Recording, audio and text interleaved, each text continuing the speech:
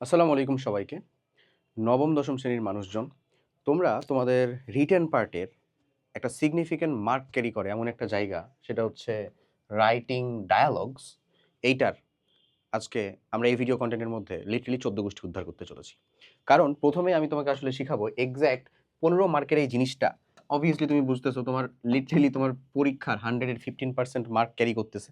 এই ১৫ মার্কের জিনিসটাতে কি তুমি পড়লে ইনশাল্লাহ হুবহু কমন পাবা, এবং এর পাশাপাশি হুবহু কমন না আসলে শুরুতে যে অংশটা দেখো, মানে এক্স্যাক্ট কমন না আসলে এক্স্যাক্ট কোন বডি স্ট্রাকচারে লিখলে তুমি আসলে ১৫ মার্কের মধ্যে অবশ্যই 12 প্লাস, সেটা ১৩ ১৪ এত মার্কের দাবি অন্তত শারীর কাছে রাখতে পারো।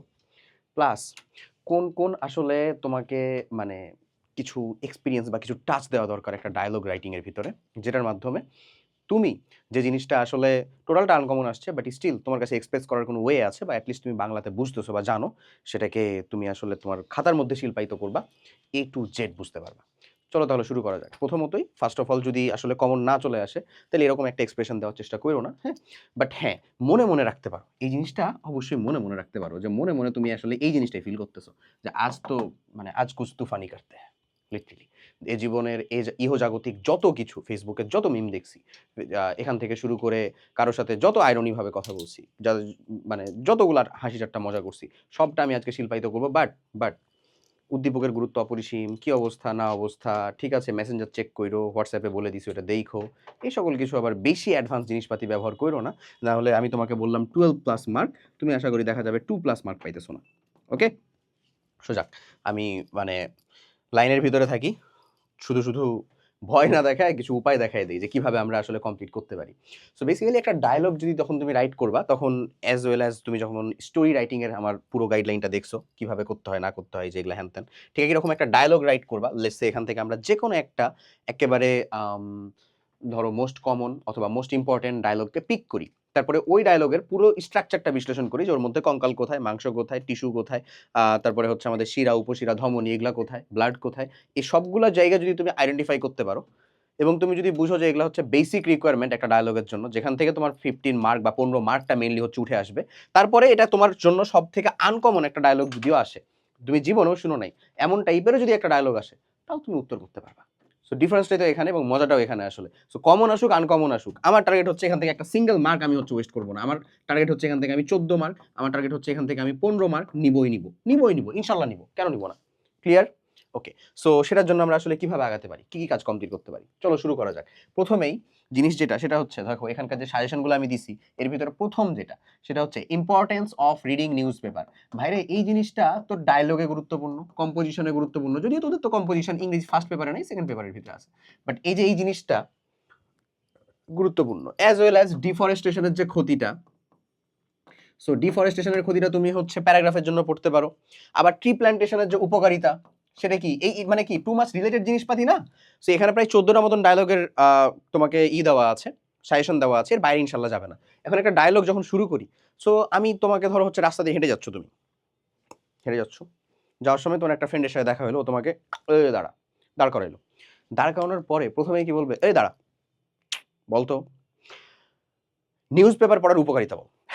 এমনি কি বলবে কখনো? লেটস সে তুমি সকালবেলা জগিং করতে বেরিয়েছো, ধরে নাও তার মন সব থেকে খারাপ ছিল, বাট এরকম কি বলবে? নিশ্চয়ই না। তার মানে সামনে পিছে আগে কিছু তো আছে। ফার্স্ট অফ অল কি থাকে আসলে? গ্রেটিং থাকে। এই জিনিসগুলাই তোমাকে আসলে বুঝতে হবে, ধরতে হবে। আমি জানি তুমি এসসিতে পড়ো, তোমার জন্য এগুলা খুব মানে literally out of know where, কিছুই মনে হচ্ছে না যে তুমি এগুলা সবই পারো, ভাই কি বলতেছেন এগুলা। বাট বিশ্বাসটা কর, তুই মার্ক ডিস্ট্রিবিউশনটা বুঝ, ডায়ালগের হার্টটা বুঝ কোথায়, ডায়ালগের বিষয়গুলা বুঝ। ডায়লগে সবসময় দুইজনই কথা বলবে এরকম না। সবসময় জরুরি না যে হচ্ছে যে একজন একটা কোয়েশ্চেন করে উত্তর দেওয়ার পরে ওকেই আরেকটা কোয়েশ্চেন করতে হবে। এমন হইতেই পারে একজন লিসেনার, একজন হচ্ছে যে স্পিকার, এমন থাকতেই পারে, হইতেই পারে। পারে না? অবশ্যই পারে। সো আসো, মানে ধরো হচ্ছে একটা ডায়ালগ আসলো অ্যাক্সিডেন্ট সম্পর্কে, যে ওর রিসেন্ট দেখা একটা সড়ক দুর্ঘটনা সম্পর্কে একটা ডায়ালগ, সেটার ক্ষতি, তার মানসিক অবস্থা কেমন, সেটার উপরে একটা ডায়ালগ আসলো। এখন ওই ডায়ালগে পাল্টাপাল্টি কি দুইজনই মতবাদ দিবে? দিতে পারে, বাট কম দেওয়ার কথা না। নরমালি যে দেখছে তারই বেশি বলার কথা না? তো এই জিনিসগুলা যদি আমরা একটু ধরতে পারি, তাহলে আমার ডায়ালগ রাইটিং কি খুব কঠিন? টু বি অনেস্ট না। আচ্ছা, তাহলে আমি যদি যাই, তাহলে বলি তোমাকে প্রথমে আসা হচ্ছে গ্রিটিংস। দেখা হলো তোমার সাথে, ওই যে একটা মিমের মতন লুকিয়ে লুকিয়ে আসা, হ্যাঁ ওইরকমই আসলে। বেসিক্যালি ওইরকমই, যে তুমি দেখা হইলো, দেখা হওয়ার পরে তুমি বললো কি অবস্থা, এমন না। তুমি প্রথমে তাকে সম্বোধন করলা, হ্যালো মুক, good evening, good morning, good noon, যেটাই হোক না কেন, গুড আফটারনুন, কি অবস্থা তোমার, কেমন আছো, কই যাচ্ছ, মানে কোথায় যাচ্ছ, where are you going, where are you heading at, তুমি কোন দিকে যাচ্ছ আসলে, হ্যাঁ, বা হোয়াট আর ইউ ডুইং, কি করতেছো তুমি আসলে, বলতেই পারো প্রথমে। তারপরেই চলে যাবা হচ্ছে টপিকে, ask about the topic. So তোমার কাছে টপিক হইতে পারে হচ্ছে যে এখানে দেখো তো টপিক কতগুলা, news paper, tree plantation, learning English, covid উপরে, smoking, bad effects of smoking, তারপরে প্রপার টাইম, সময়ের প্রপার ইউজ নিয়ে, তারপরে হতে পারে এম ইন লাইফ, তোমার মানে যেই টপিকটা আসলে, তো তুমি টপিকে ড্রাইভ করবা দ্রুতই।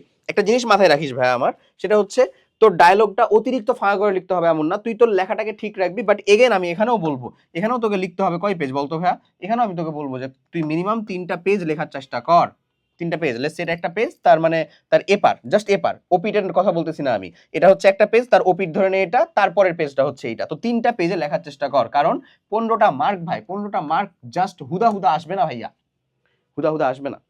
এবং 15টা মার্কের ভিতরে প্রত্যেকটা এই বডি পার্টগুলো ঢোকানোর চেষ্টা করো, ইনশাল্লাহ তুমি উপকৃত হবে এখান থেকে। তাহলে ক্লিয়ার?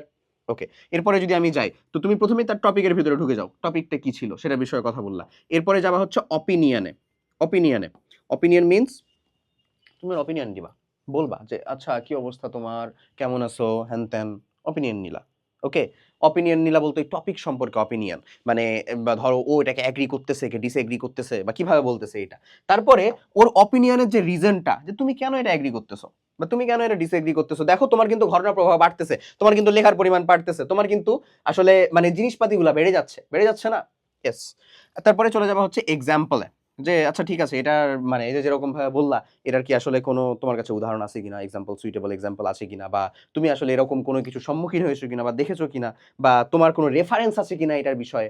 ওকে, এরপরে চলে আসে সাজেশন, মানে এই ব্যাপারটা থেকে উত্তরণের জন্য বা এই ব্যাপারটা সম্পূর্ণ হাসিল করার জন্য বা এই ব্যাপারটা গুছিয়ে কমপ্লিট করার জন্য তোমার দিক থেকে কোনো সাজেশন আছে কিনা, যে তুমি সাজেশন দিতেছো এরকম, যে এরকম ভাবে করলে এটা ভালো হবে, থাকতে পারে না?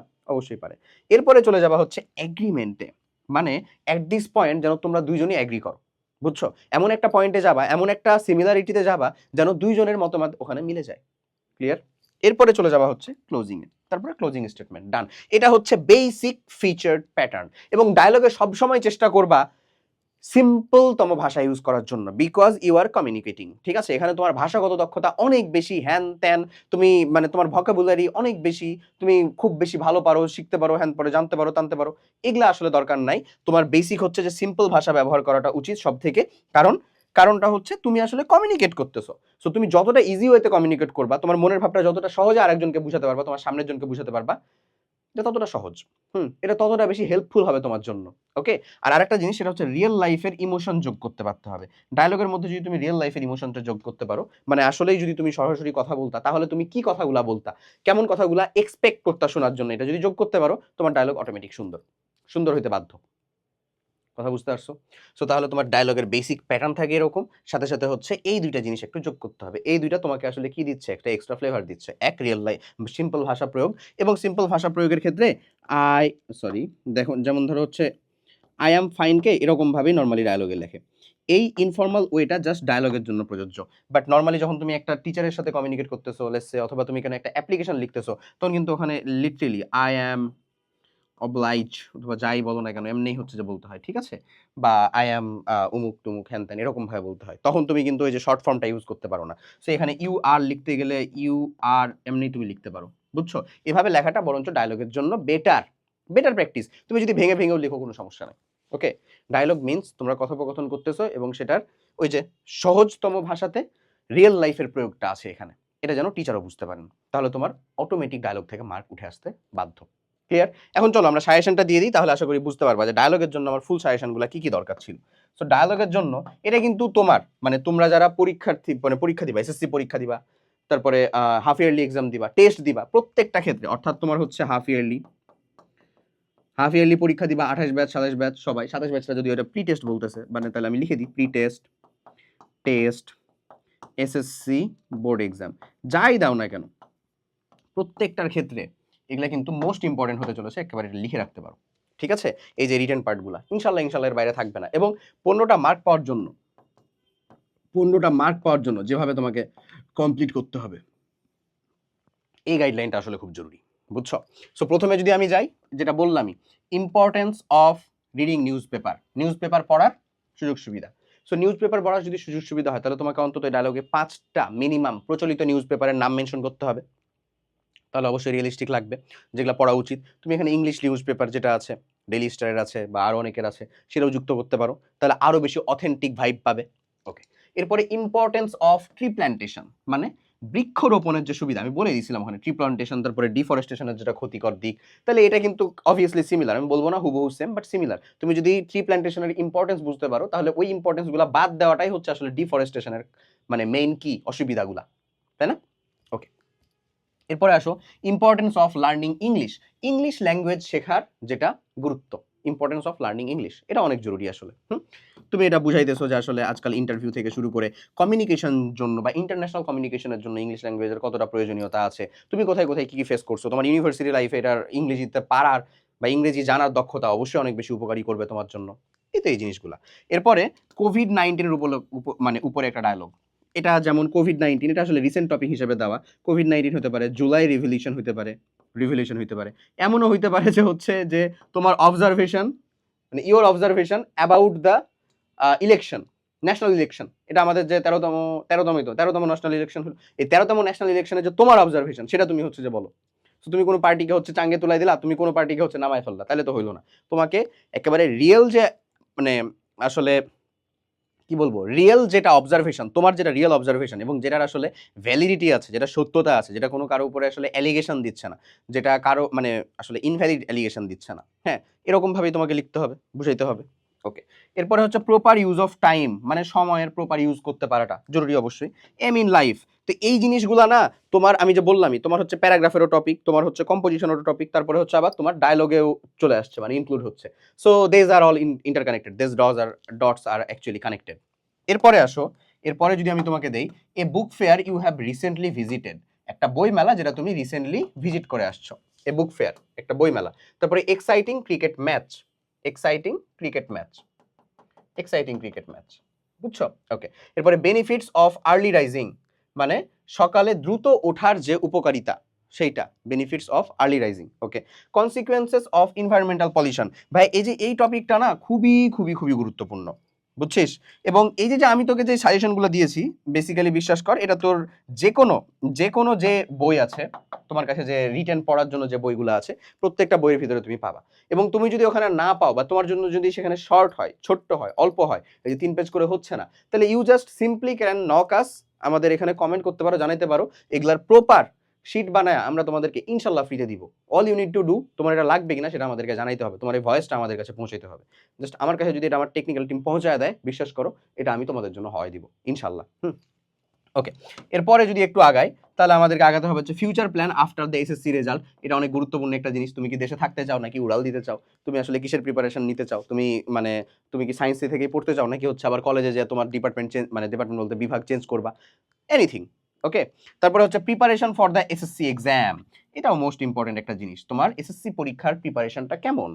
Last, cause of road accident, cause of road accident বা এর road accident that simply traumatized you recently, ঠিক আছে, বাট বা সেটার আসলে তোমার উপরে একটা মানে প্রভাব রেখে গেছে এমন, ইউ ক্যান ডু, ক্লিয়ার, বুঝা গেছে? সো এই যে দেখো এখানে প্রায় 14টা মতো আছে, আমি তোমাকে আরো দুইটার কথা বললাম, সো ইটস অ্যাবাউট হচ্ছে 16, প্রায় 16টা মতো তুমি হচ্ছে কমপ্লিট করতেছো ডায়লগ, এবং ইনশাআল্লাহ এর বাইরে তোমার ডায়লগ থাকবে না। ওকে, এবং যখন পড়তেছো ভাই মাত্র 2টা তোমাদের রিটেন পার্ট, এক হচ্ছে ডায়লগ, একটা হচ্ছে কমপ্লিটিং স্টোরিজ। যখন তুমি পড়তেছো then give your best, actually তোমার বেস্টটা দাও, যেন এই যে এই পয়েন্টগুলো যেন হাইলাইটেড হয়, এই পয়েন্টগুলো যদি হাইলাইটেড হয়, এই পয়েন্টগুলো যদি আসলে যুক্ত থাকে, তাহলে তোমার লেখা অবভিয়াসলি দেখবা হচ্ছে 3 পেজ মতন যাচ্ছে, 3 পেজ কভার করতেছে, অবভিয়াসলি যে 3 পেজ কভার করতেছে। এবং যদি এই 3 পেজ মতন কভার করে তাহলে অবশ্যই তুমি এখানে এই 15 মার্কের মধ্যে আউট অফ 15 মার্কেরই দাবি রাখতে পারো, এবং আমি চাই এখান থেকে একটা সিঙ্গেল মার্ক যেন তোমার ওয়েস্ট না হয়। ক্লিয়ার? আশা করি বুঝাইতে পারছি। তো সবাই অনেক অনেক ভালো থাকো। আজকের এই ভিডিও কন্টেন্ট এতটুকুই ছিল। যারা আমাদের কমপ্লিট একাডেমিক প্রোগ্রামে যুক্ত হতে চাও, যেখানে তোমাদের বাংলা, ইংলিশ সহ সবগুলা বিষয়ের রেকর্ডেড ক্লাস অলরেডি সুসজ্জিত করে দেওয়া আছে, তার ডেসক্রিপশন বা কমেন্ট বক্সে লিঙ্ক চেক করতে পারো। ডেমো ক্লাস নিজে দেখো, নিজে যে ডেমো ক্লাস চেক দিয়ে দেখে পছন্দ হলে তবেই যুক্ত হও। আর যারা যুক্ত আছোই তারা ভালো মতন পড়াশোনা করো, অন্তরের অন্তঃস্থল থেকে অনেক অনেক দোয়া এবং ভালোবাসা। আল্লাহ হাফেজ, আসসালামু আলাইকুম।